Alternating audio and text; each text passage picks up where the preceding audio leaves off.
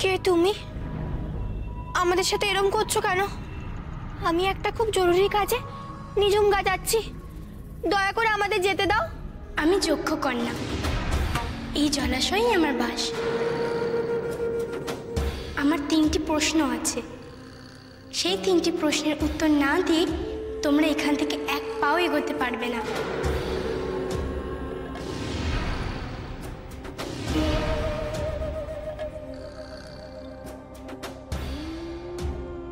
কিন্তু আমার একটা প্রশ্নের উত্তরও যদি ভুল হয়, তাহলে আমি অন্যদের মতো তোমাদেরকেও এই জলাশয় টেনে নেব, আর সারা জীবনেও সূর্যের আলো দেখতে পাবে না।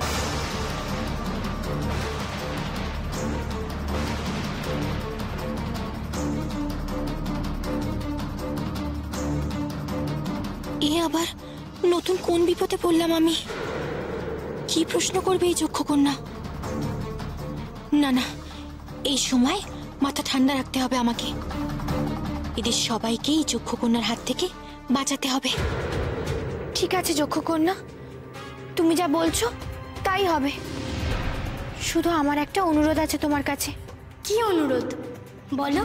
তোমার সব প্রশ্নের উত্তর কেবল আমি দেব।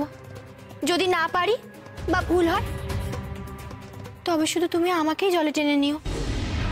এই অবলা প্রাণীদের দয়া করে তুমি ছেড়ে দাও। বেশ, ছেড়ে দিলাম এদের।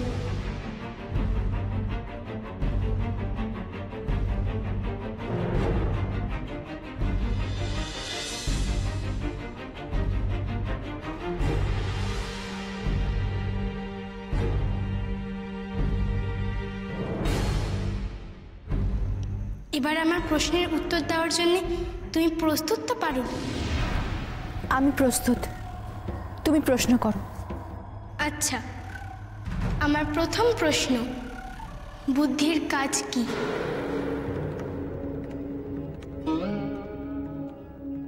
আর আমার দ্বিতীয় প্রশ্ন, বাতাসের চেয়ে দ্রুত গতি কি?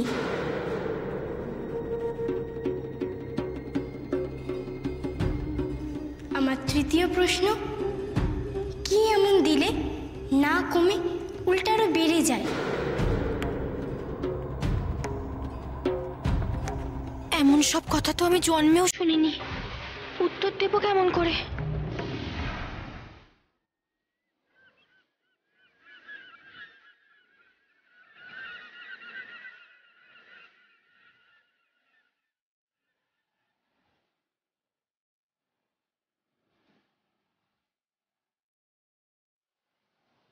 ঝড় উঠেছে, প্রকৃতি হঠাৎ অশান্ত হয়ে উঠেছে আজ। পারুল এখন কোথায় আছে কে জানে? রাজা চন্দ্রাদিত্যকে কি খুঁজে পায়নি এখনো সে?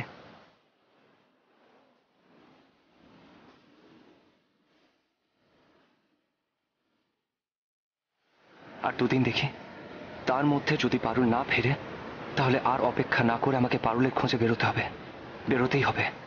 রাঘব, রাঘব, রাঘব, আমার মেয়েকে বাঁচাও, আমার মেয়েকে বাঁচাও। কি হয়েছে মহারানী? কি হয়েছে সুধার? সুধার কিচ্ছু হয়নি, কিন্তু কিন্তু এই ঝড়ে যদি ওই ঔষধি গাছের ফুলটি ঝরে পড়ে যায়, সেটা থেকে তো আর ফলও হবে না। আর ফল না হলে, ফলটাকে বেটে দুধের সঙ্গে আমি যদি সুধাকে খাওয়াতে না পারি, তাহলে যে সুধা আর কোনোদিনও সুস্থ হবে না। শান্ত হন মহারানী, শান্ত হন। ঈশ্বরের উপর ভরসা রাখুন। ঈশ্বর কখনো সুধার কোনো ক্ষতি করতে পারেন না। যত ঝড়ই আসুক, আমার বিশ্বাস ওই ঔষধি গাছের ফুল অক্ষত থাকবে।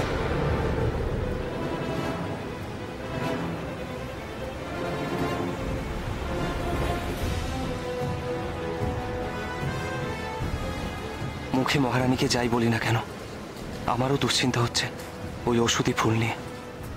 আমাকে আমাকে এখনই একবার প্রাসাদের বাগানে গিয়ে দেখে আসতে হবে ওই গাছের কি অবস্থা। যেভাবে হোক ফুল শুদ্ধ গাছটিকে রক্ষা করতে হবে, করতেই হবে। বলো পারুল, বলো, আমার প্রশ্নের উত্তর দাও।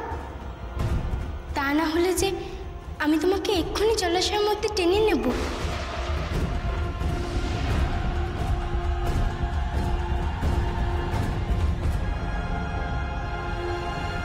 আর তোমাকে সারা জীবন ওখানেই আমার সঙ্গী হয়ে থাকতে হবে। আর কোনোদিন জলের ওপরে পৃথিবীতে তুমি ফিরতে পারবে না। হার মানলে হবে না, আমাকে এই যক্ষকন্যার প্রশ্নের উত্তর দিতেই হবে। কিন্তু কি উত্তর এই প্রশ্নগুলোর? বুদ্ধির কাজ কি? বাতাসের থেকেও দ্রুত গতি কি? কি দিলে কমে না, উল্টে বেড়ে যায়? কি এর উত্তর? ইস, এই সময় যদি কোনোভাবে পারুলকে সাহায্য করতে পারতাম। এখন ভেবে কি হবে? সময় থাকতে লেখাপড়াটা যদি করতিস এখন কাজে লাগতো। চুপ কর, এমন বলছিস যেন তুই খুব পণ্ডিত। কি হলো পারুল? তাহলে কি আমি ধরে নেব যে তুমি এই প্রশ্নের উত্তর জানো না?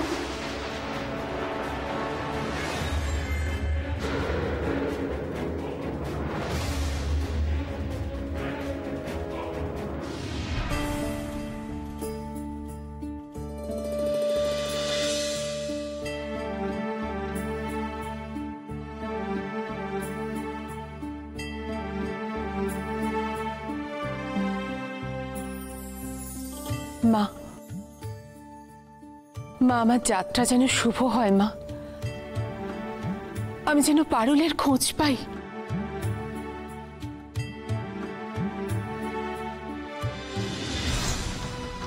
চলো। কিন্তু মহারানী, আমরা কোন পথে যাব? আমরা তো পদ্মবিল চিনি না। জঙ্গল পথে কারো কাছে জেনে নেব আমরা। ভুল করলাম। বুলবুলি যখন এসেছিল, বুলবুলির কাছেই জেনে নিলে ভালো হতো ওই পদ্মবিলের পথ। এখন কি যে করি।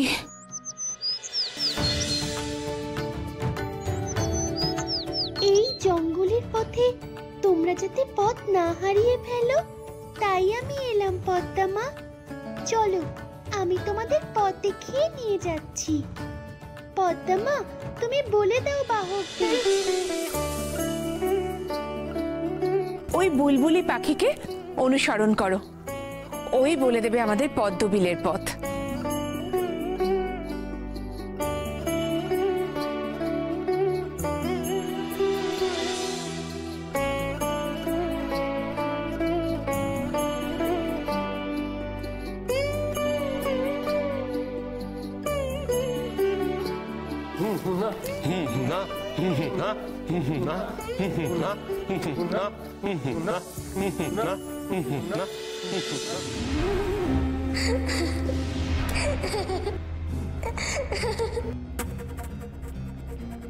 তার মানে তুমি আমার প্রশ্নের উত্তর দিতে পারবে না। আমি জানতাম, এর আগেও কেউ পারেনি। হয় চুপ করে থেকেছে, নয় প্রশ্নের ভুল উত্তর দিয়েছে, আর তাদের স্থান হয়েছে এই জলাশয়ের নিচে। এবার তোমার সেই পরিণতির জন্য তোমার প্রথম প্রশ্ন ছিল বুদ্ধির কাজ কি? তার উত্তর হলো অজ্ঞতা দূর করা। কারণ জ্ঞানের সঙ্গে বুদ্ধি না থাকলে আমরা প্রয়োজনে সেই জ্ঞানকে ব্যবহার করতে পারি না। তখন জ্ঞান কেবল নামের বোঝার মতোই থেকে যায়। তারপর তোমার দ্বিতীয় প্রশ্ন ছিল বাতাসের থেকেও দ্রুতগতি কি? তার উত্তর হলো মন। মানুষের মনের চেয়ে দ্রুতগতি আর কিচ্ছু হয় না। তুমি এই মুহূর্তে আজকের কথা ভাবছো, কিন্তু পর মুহূর্তেই তুমি 10 বছর আগে কিংবা পরের কথা ভাবতে পারো। আবার তোমার থেকে 10 ক্রোশ দূরে যে আছে তার কাছেও তোমার মন পৌঁছে যেতে পারে চোখের নিমিষে। তারপর আমরা শেষ প্রশ্নটার উত্তর দাও। তোমার তৃতীয় প্রশ্ন ছিল কি এমন আছে যা দান করলে কমে না, বরং বেড়ে যায়? তার উত্তর হলো বিদ্যা। বিদ্যা বিদ্যা তুমি যত বেশি দান করবে তার চর্চাও তত বেশি হবে, ফলে তার পরিমাণও তত বেড়ে যায়। তাই বিদ্যা দান করলে কমে না, বেড়ে যায়।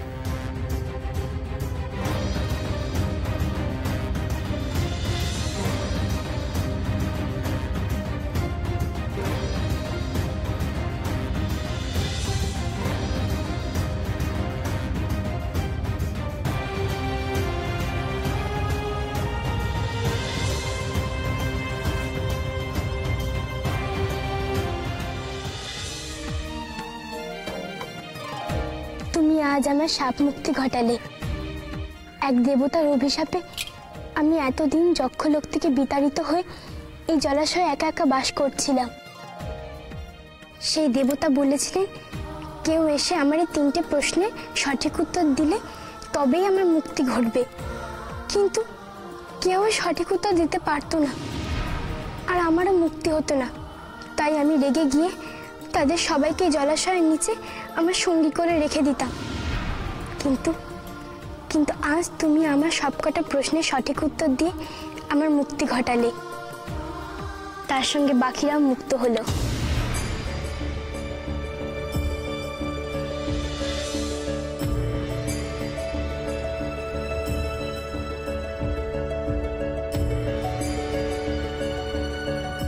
যাও তোমরা, আজ এই পারুলের জন্য আমরা সবাই মুক্ত হলাম।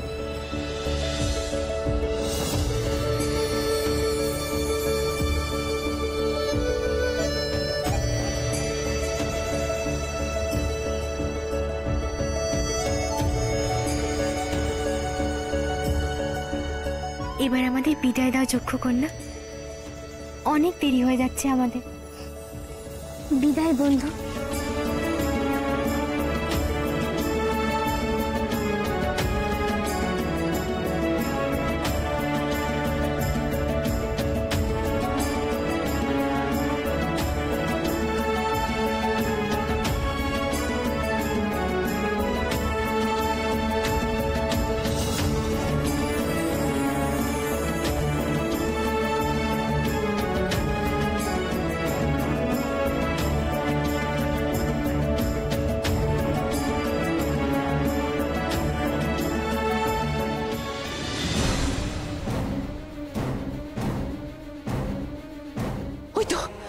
ওই তো আমি দেখতে পেয়েছি পারুলকে।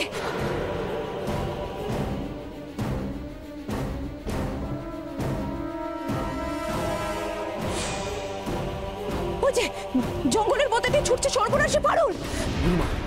গুরুমা, আপনি ভালো করে দেখুন জঙ্গল দিয়ে যে ছুটছে এটা কি জঙ্গল, মানে কোন গাছ আপনি একটু বেশি বেশি দেখতে পাচ্ছেন, ভালো করে দেখে বলুন তো। এ তো খুবই জঙ্গল দেখতে পাচ্ছি, শুধু শাল গাছ, ভর্তি শাল গাছ। সারা সারা জঙ্গলে প্রচুর শাল গাছ, আর শাল গাছে ফুটে আছে ছোট ছোট সাদা সাদা শাল ফুল। আচ্ছা আচ্ছা, শাল গাছ তো, শাল গাছ শাল গাছ। আচ্ছা, শাল গাছের আশেপাশে আর অন্য কি দেখতে পাচ্ছেন, মানে অন্য কিছু? ও বৃশ্চিক, দাঁড়া ভালো করে দেখতে দে আমায়।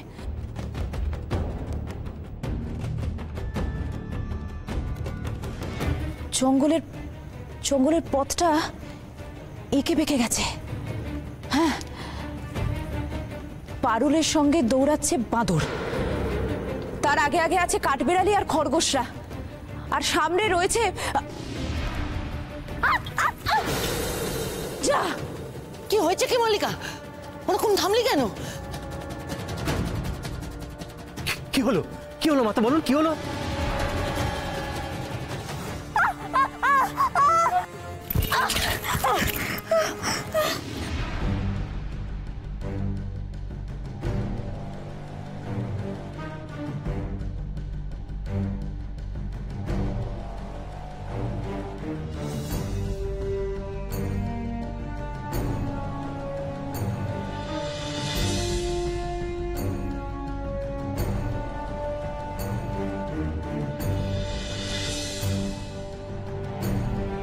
সর্বনাশ, আমরা একটা গর্তের মধ্যে এসে পড়েছি।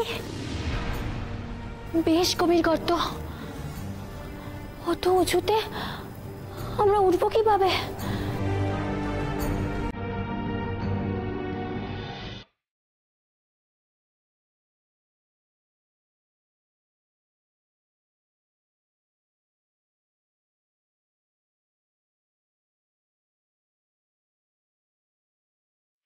গর্তের এত উঁচু দেওয়াল বেয়ে উপরে ওঠা একেবারেই অসম্ভব। আবার আমার জাদু জুতোর সাহায্যে যে সবাইকে নিয়ে উপরে উঠে যাব, তাও তো হবে না। এই জঙ্গলে আজ তো জাদু কাজই করবে না। জাদু জুতো আমাকে নিয়ে যাচ্ছে না কেন? ভাববেন না, হবে না, হবে না। তোর আজকে ওই জাদুটো নাই কোনো কাজই হবে না। আজ তোকে হেঁটে হেঁটেই যেতে হবে।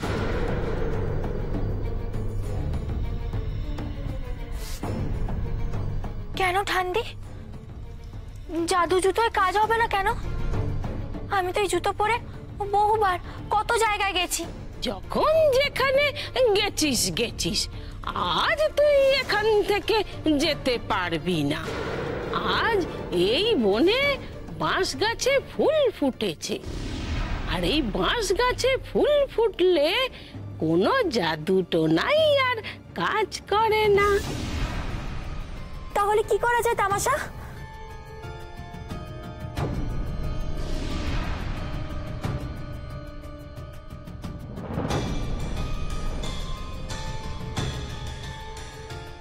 দেয়ালের গা দিয়ে একটা বটের ছুরি নেমে এসেছে দেখছি,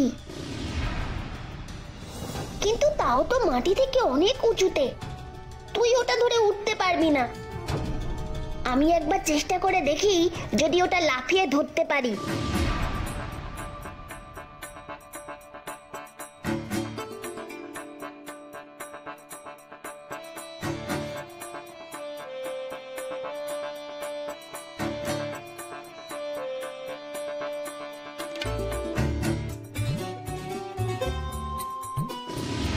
কিরে, কে হলো? কিছু বলছিস না কেন? কি বলবো মাথা? উবে গেল মানে? ওকে অদৃশ্য হয়ে গেল? কি বলছিস এসব? পারুল তো অদৃশ্য হতে পারে না, তাহলে উবে যাবে কোথায়? আমি তো পারুলকে ছুটতে দেখছিলাম, তারপরে দেখলাম হঠাৎ করে সামনে একটা গভীর গর্ত, তারপরে তো পারুলকে দেখতে পাচ্ছি না। দেখ আবার ভালো করে, নিশ্চয়ই থাকবে। যাবে কোথায়? দেখছি মাথা,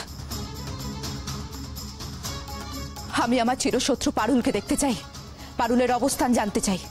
পারুল প্রকট হোক আমার চোখের সামনে।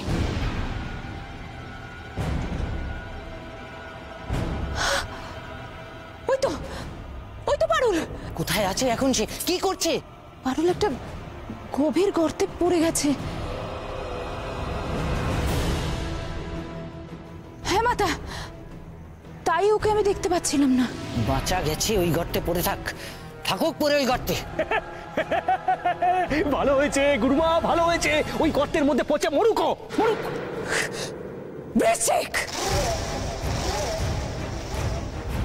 মস্করা হচ্ছে। কেন কেন গুরুমা?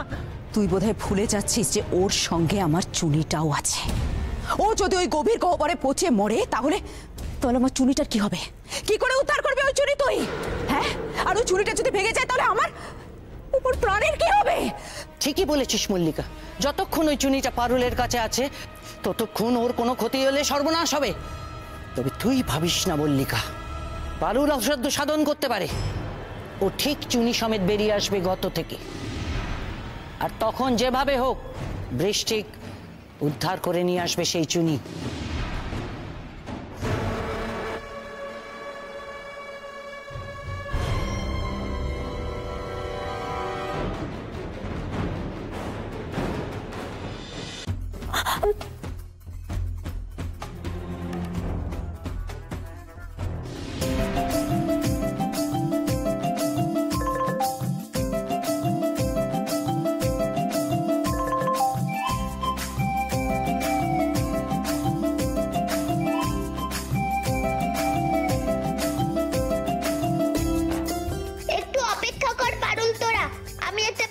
করছি।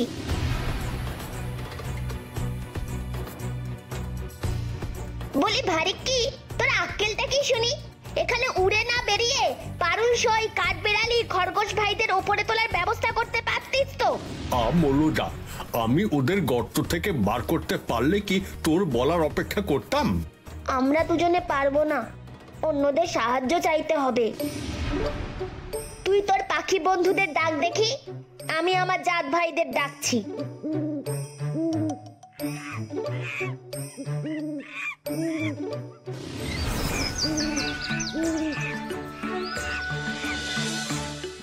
কি হলো? কি হলো? কি হলো? হচ্ছে কি হচ্ছে?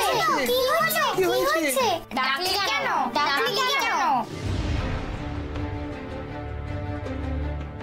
মশার বাড়ি কি করে বের করবে আমাদের এই গর্ত থেকে? কি জানি কি করছে ওরা উপরে। ও মা গো, ও বাবা গো, এবার আমার কি হবে গো? কিচ্ছু হবে না, ভয় পাস না, আমরা ঠিক এই গর্ত থেকে বেরোতে পারবো।